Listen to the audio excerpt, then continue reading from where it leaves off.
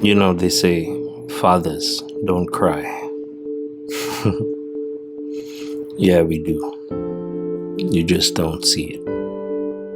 We are expected to be strong,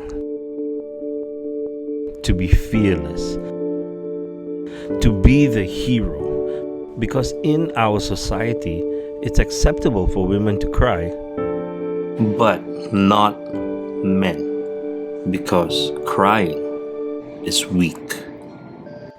The truth is, no one prepares you when life hits.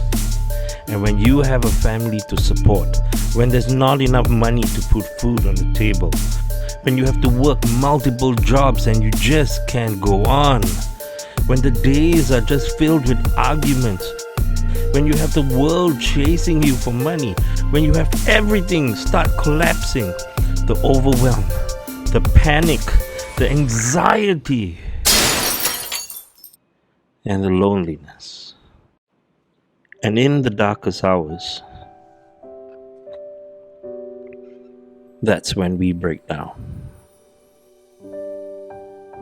And somehow, at this very moment, a glimmer of hope always appears.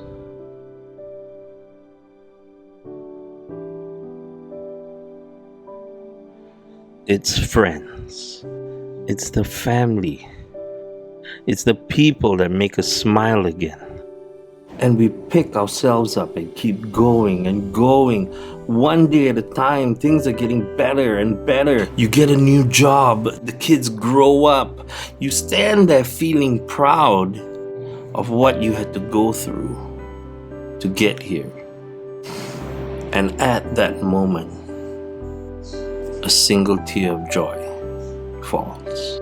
That makes it all worth it. See, crying is not a sign of weakness. It's a sign that we're getting stronger. Because 1,000 tears of pain is worth every tear of joy. This one's to all the fathers out there.